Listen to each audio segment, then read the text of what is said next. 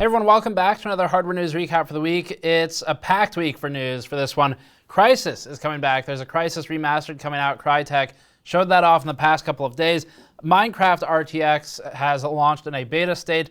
There's DLSS 2.0 from NVIDIA as well that's supposed to fix a lot of the issues with DLSS 1.0 and its blurry unveil. Sony Playstation 5 rumors about, well, availability or manufacturing and the pricing issues it may face. Hard drive makers seemingly hiding shingled magnetic recording technology, and a lot of other stuff. Folding at home making some big news, and then Ryzen 3 rumors as well. So, well, 3, like the 4 cores. We'll talk about that. Before that, this video is brought to you by Gigabyte's Aorus RTX 2080 Ti Extreme.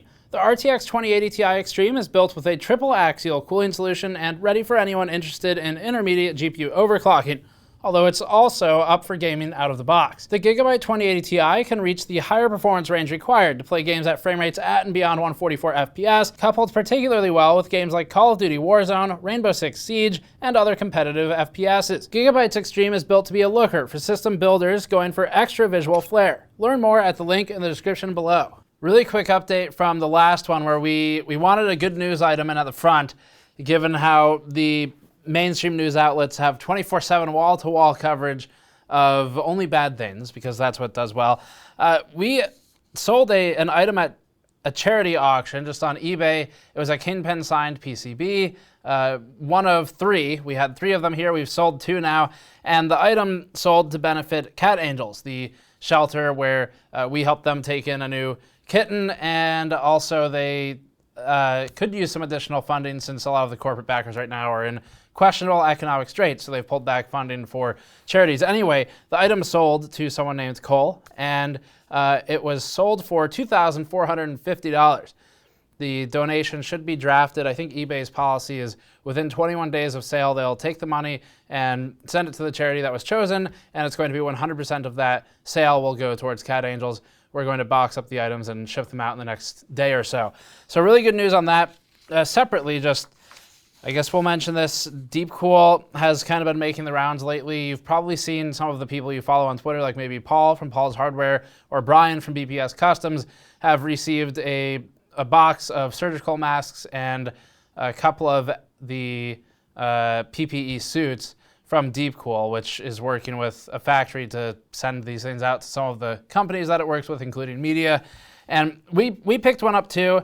Paul, I believe, donated it to a hospital when he got it, and we thought, you know, that's a pretty good idea. We'll help out our local group as well. And so we worked with someone I know who works at one of the major hospitals near us, and we donated those over there. So thanks to Deepcool for sending that out. They will definitely make use of it. We were told that the 200 or so masks should be about a week's supply for the team that we donated it to. So that's a pretty big dent in things. Okay, moving on to the hardware news.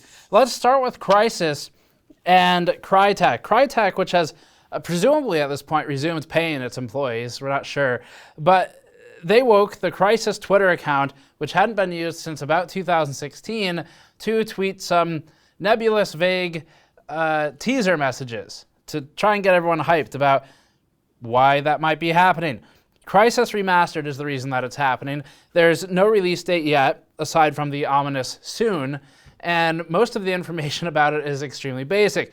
In a move that was perceived optically by the media and the user base as presumably an accidental leak, the Crysis webpage for Crysis Remastered was published and then taken down in a flash. And the skeptical among us who's been doing this for long enough probably saw that and thought, wow, that sure seems like an architected marketing trick for a game that has to do at least partially with things like stealth mode. So anyway, architected marketing trick or not, Crysis Remastered is a thing. It's supposed to have API agnostic ray tracing. This is something that Crytek showed off previously with its engine, where it got big news coverage because it was the first AMD can do ray tracing too type of thing, which all the cards can do ray tracing. It's just whether it can do it in real time or not. Anyway, they did it with an API agnostic solution that did run on older NVIDIA cards and on AMD cards. That got coverage previously. That's supposed to be coming over to Crysis Remastered. We are currently uncertain at this time to what extent Crysis Remastered might or might not leverage the NVIDIA RT hardware that's native to the RTX 20 series. So we'll obviously follow that up as we learn more. No release date. We know that it's coming out on PC, PlayStation 4, Xbox One, and actually this is pretty big news, the Nintendo Switch. It's the first time that a Crysis game has hit the Nintendo platform or ecosystem at all, and they were making a big deal out of that. But that's about all we know right now. It'll be fun though. We're looking forward to working with it. It'll be a good benchmarking piece and obviously a fun throwback as well. Next one, NVIDIA pushing its Minecraft RTX update alongside Mojang, and it's currently in beta. It came out on the Windows Store this week, and it follows up on one of NVIDIA's biggest name gets since the RTX product line launched.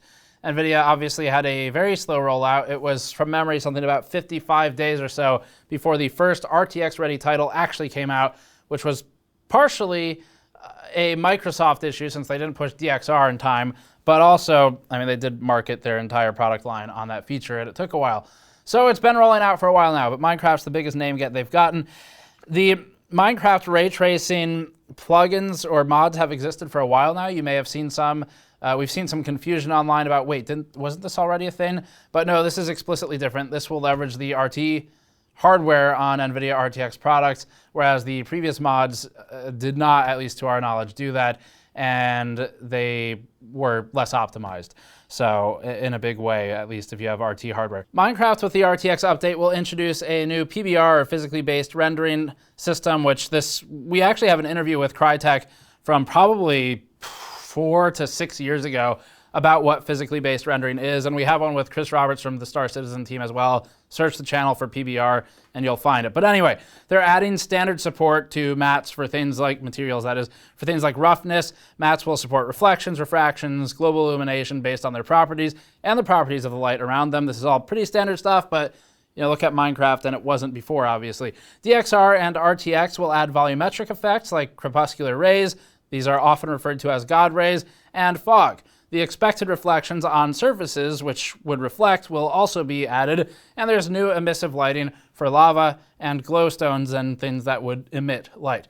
This update also brings DLSS 2.0 to Minecraft, which NVIDIA admits as being the fix to its DLSS 1.0 blunder. DLSS 2.0 uses tensor cores on RTX GPUs to, quote, offer image quality comparable to native resolution while rendering only 1/4 to 1/2 of the pixels. One of the biggest problems with DLSS 1 was its per-game deployment and the fact that it was like smearing Vaseline on your monitor. This is something that NVIDIA is trying to fix with DLSS 2.0, and the company has taken big steps to do so. It wrote the following on its blog post: the original DLSS required training the AI network for each new game. DLSS 2.0 trains using non-game specific content, delivering a generalized network that works across games. This means faster game integrations and ultimately more DLSS games.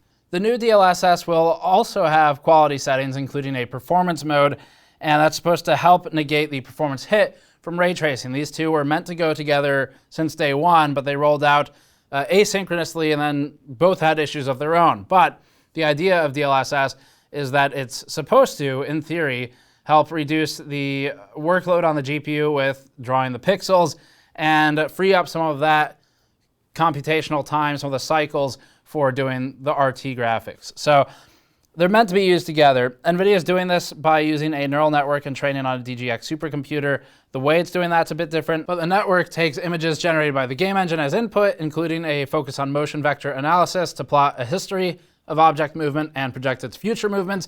And NVIDIA writes the following on its blog post as well, quote, during the training process, the output image is compared to an offline rendered ultra high quality 16K reference image.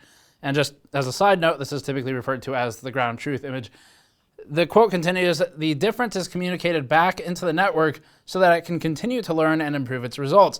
This process is repeated tens of thousands of times on the supercomputer until the network reliably outputs a high-quality, high-resolution image. So NVIDIA then has completely reworked DLSS, and it's worth looking at once again. Next one, hard drive makers seemingly hiding SMR technology. It seems that deploying SMR in hard drives without telling anyone is the new, it's the new fad these days. It's all the rage. Every hard drive maker's doing it. For the uninitiated, SMR, or shingled magnetic recording, is a process that adds density without actually adding any platters. SMR writes new data tracks that overlap the existing data tracks, and it essentially shingles the data tracks akin to shingling a roof, hence the shingled naming. So this allows hard drive makers to economically increase density without adding platters or altering the read-write heads, which is important in the ever-waning HDD market that's been mostly relegated to cheap storage. However, it comes with a serious caveat in terms of random write performance. If any data track has to be modified or new data has to be written, any shingled data tracks have to be completely rewritten alongside it. This makes SMR inferior for write-intensive applications. This in itself isn't necessarily a problem, but hard drive makers not disclosing it to the customers is. For instance, it became apparent via Reddit and a Tom's Hardware report that Western Digital is currently shipping WD-RED drives, which are used in NASA's, we actually use a lot of those, for using SMR, and that's without identifying the drives as using SMR. So users on Reddit have claimed that these drives are performing poorly, they can't be reconfigured correctly in ZFS arrays, and are problematic in RAID setups, among other issues. On the heels of this news, it swiftly became apparent that Toshiba and Seagate engage in the same nebulous practice, thanks to Chris Mellor with Block and Files. Toshiba confirmed to Block and Files that its P300 uses SMR, but does not document the use of SMR in any customer documentation or marketing materials. Seagate also confirmed to Block and Files that many of its hard drives in its Barracuda line use SMR, but again, that's not made clear to customers in any documentation. SMR is fine for worm, or write once, read many, or cold data storage, or anything that's read intensive. It's really the write that matters here. However, with all three hard drive makers decisively marketing certain hard drives without disclosing the use of SMR, it's inevitable that more customers, unbeknownst to them, will end up with a product that performs in a way which they didn't expect. So that's really the problem here. Hopefully the tactic will change, but don't color us as hopeful. AMD recently trotted out its latest Epyc offerings to bolster its assault on Intel's server market share. The new Epyc 7F2 line is still Epyc Rome derivatives based on Zen 2. However, they are essentially frequency-optimized counterparts to some of AMD's existing SKUs in the Epyc 7-2 stack. AMD is also claiming the Epyc 7F2 CPUs represent the, quote, world's highest per-core performance x86 server CPU. The Epyc 7F2 line consists of a 32, a 52, and a 72 for the product name. So 7F, 72, 32, 52. They are from lowest to highest 8-core 16-thread, 16-core 32-thread, and then there's a 24-core 48-thread option as well. First and foremost, all the SKUs have a 500 megahertz increase to the base clocks, and there's a significant uplift in boost clocks as well. There's also a significant increase in the L3 cache. So specifically, the L3 cache increases include moves to 128 megabytes for the 7F32, and then there's also moves to 256 megabytes, 192 megabytes for the other CPUs as well, which, not that it really works this way, but with that much cache, you could actually fit some old PC games in the entirety of cache on the CPU. Nothing is for free, however. These new chips come with higher TDPs, for whatever you make of that number. We have a video on that if you're curious, to the tune of 180 watts to 240 watts, at least against themselves. It's comparative. Additionally, the new 7F2 chips will come with similar gains in price, as these are essentially binned, cherry-picked chips. The Epyc 7F 32, 52, and 72 will have a 1K unit pricing ranging from $2,100 to $3,100, $2,450 in the middle there. AMD is positioning the chips for use in databases, commercial high-performance computing, or HPC, and hyper-converged infrastructure workloads. AMD has also already seen customers within its ecosystem adopting the Epyc 7F2 line, including names such as Dell, HPE, IBM Cloud, and Microsoft. Next up, per a report on Bloomberg, Sony might be dialing back its production of the upcoming PS5 console because of cost concerns and concerns about the wider market adoption on initial launch in the first year. A quick note, we have to point out that Bloomberg has a checkered history of accuracy with rumors in the technology space, so we wouldn't trust their rumors quite as much as Digitimes, but this one's got some merit to it. According to Bloomberg, citing sources allegedly close to Sony, it seems that Sony is concerned that there will be some sticker shock for the PlayStation 5. And both Sony and Microsoft here have been making massive generational leaps in terms of hardware. They're both moving to 8-core, 16-thread parts from AMD with semi-custom SoCs, 16 gigabytes of GDDR6, and we're still not quite at price parity with GDDR5, but it's getting closer, and fairly dense solid-state storage systems. None of this is cheap, by the way. Of course, Sony and Microsoft have touted these specs, Microsoft more so than Sony, without addressing the giant elephant in the room of price. While nothing concrete has surfaced, if we're going to use passive voice, it's been suggested that $499 could be the new normal for consoles, as more potent hardware will facilitate a much higher price. And also, higher power consumption is another aspect to throw in there too. Furthermore, Bloomberg mentions that game developers working on games for the PlayStation 5 are expecting a price point for the console of between $500 and $550 if those rumors are accurate. It seems Sony is wary of overproducing consoles for its first run, and given the current economic climate, there are also other factors to consider too. More people might be stuck at home, yes, but a massive amount of people are also losing their jobs or on reduced hours. So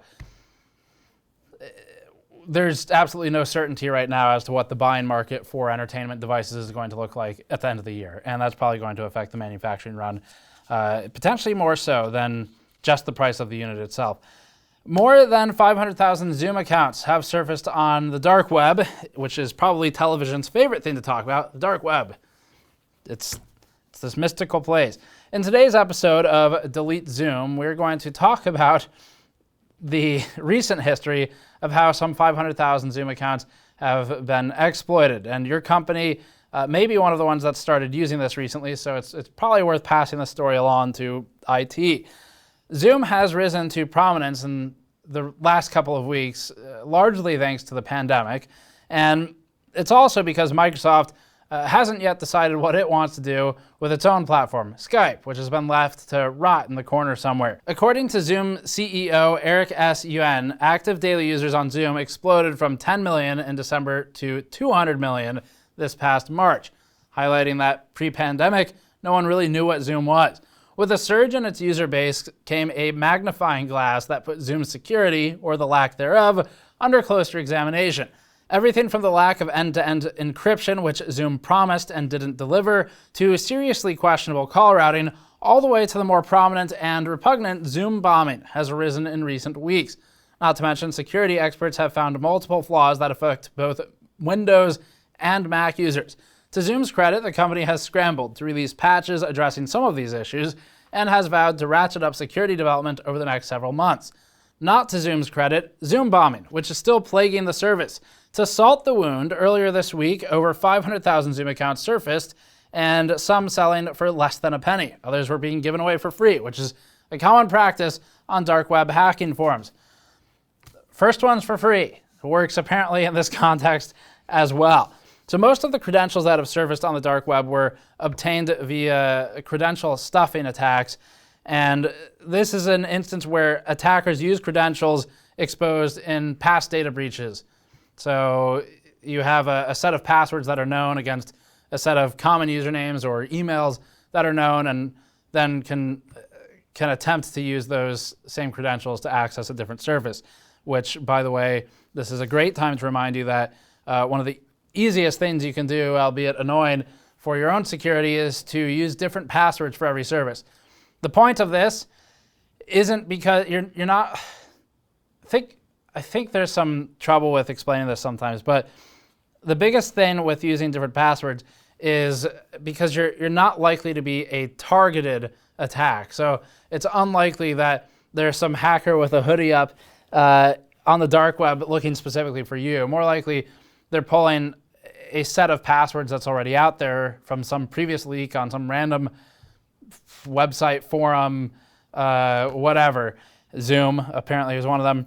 And then they're going to run that against the email that you used or the username that you used on websites where it might matter. Maybe banks or whatever, financial sites, things like that. Or just, trying to get access to other information which would financially benefit them. So using a different password, or one that's not discussed a lot, a different email or username for different sites is a great way to secure yourself. Anyway, moving on. Per Bleeping Computer, Zoom has, quote, hired multiple intelligence firms to find these password dumps and the tools used to create them, as well as a firm that has shut down thousands of websites attempting to trick users into downloading malware or giving up their credentials. We continue to investigate. Are locking accounts we have found to be compromised, asking users to change their passwords to something more secure, and are looking at implementing additional technology solutions to bolster our efforts. Seriously though, get some kind of password manager. We're not security experts, but that seems like a pretty easy one to help out. Folding at home hits 2.4 exaFLOPS. We're going to go ahead and use the flops naming again. The meteoric rise of folding at home's compute power continues unabated, and it follows successful recruiting campaigns from the likes of NVIDIA, PCMR, and tech publications, including ours, Linus's, and several others that you know of. I think Paul did a video as well. So folding at home has notched several milestones recently, such as a couple weeks ago, reaching the computing power that would best the top 7 supercomputers combined in at least x86 flops. And now, folding at home is touting a combined 2.4 exaflops of computational power spread across its distributed network. For those counting, that's more than the top 500 supercomputers combined, at least in terms of sheer x86 exaflops. That's what it is. Of course, supercomputers might do certain things better, like their usual military and nuclear research for which they are often deployed, and these two aren't necessarily directly comparable, but it's a fun comparison to make. The heightened interest in Folding at Home's projects has led to something of a drought in terms of work units, something that Folding at Home has been aware of and working to rectify. Quote, more GPU work units are coming at Folding at Home. We've had to shift some of our effort from setting up projects to moving data off servers to make more room for more data. It's amazing how quick the data is coming in, something like 6 terabytes per hour, said Greg Bowman, Folding at Home's director, via Twitter. So if you're curious, GN's machines, we've got 2 editing machines that we have running Folding at Home in the off hours when the editors aren't using them, and those are capable of producing about 7 million points per day when they're full of work units, but that doesn't happen right now. So right now we're seeing more between 4 million and 6 million points per day. If you want to join the team, it's 234771. You can go into the configuration settings and Folding at Home and type that in. You'll join our team. And we've got such great names in there as Snowflake the Cat from one of our users. Thank you. That was an awesome one. And I think there was a Steve's Hair in there as well. Anyway, we've moved up into the top 100 teams of all time. We started at, I don't know, low, like way down in the depths. I don't know if it was in the thousands or the deep hundreds, but we were way down there just a month ago, and we're in the top 100 now. Linus is currently ranked number 4, and we're at number 81, moving up significantly in the last month. So thanks for joining. It's been a lot of fun. And as soon as there's more work units available, I really want to do more with this idea because I think it'd be fun to build basically like in a mining system frame, except for folding work, but there's not enough work units right now. Next one, or last one, I think. Rumor for Ryzen 3 3100 and 3100X. Everyone's favorite hardware leaker is back this week with purported information regarding rumored Ryzen 3 chips. Last year's Ryzen 3000 family notably never produced Ryzen 3 chips for desktop. And just to be exceptionally clear here, Ryzen 3 is not to be confused with Zen 3, nor is it to be confused with Ryzen 3000 as the whole, which is already out. Ryzen 3 in this instance is referring to the R3 chips, which have been neglected for the most part, other than the APUs, since the first generation of Ryzen and Zen. So the R3 1300X and 1200 were the originals, and it looks like that series is coming back. There's been APUs again in between. Anyway, via Twitter, Momomo US has pointed us towards information showing a 4-core, 8-thread Ryzen 3 3100 and alleged Ryzen 3 3100X as well. And given the naming, we can assume that these will be based on Zen 2. Although, you know, it's like 1600 AF kind of throws that out the window too. But can assume they're Zen 2, can assume they're 7 nanometer silicon. Furthermore, the 3100 would run at an alleged clock speed of 3.9 gigahertz, while the 3100X would feature a clock speed of 4.3. We're assuming boost here, not base or all-core. The leak didn't note whether these were base or boost, but, you know, should be pretty obvious. The leak further mentions a 65-watt TDP, for whatever that's worth, a cache of 18 megabytes, and they would no doubt line up for targeting the lower-end i3 SKUs from Intel, which are difficult to justify anyway against something like an R5 1600 AF. So we'll look into these if they exit rumor status, but Either way, AMD at this point is largely competing with itself. The R5 1600 AF and the 2600, which is basically the same thing, are going to be really tough to beat, especially at the $85, the intentional $85 price, and it's not always there, of the AF. So that's it for this one. Thanks for watching. Subscribe for more. Go to store.gamersnexus.net to help us out directly, or patreon.com/gamersnexus if you'd like to support our efforts for things like our cooler deep dives and our brand new review series like the Arctic liquid freezer cooler that we just reviewed, actually. It's still on the table. You can support us on Patreon for that. Otherwise, check back next week for more news coverage and throughout the week for reviews. We'll see you all next time.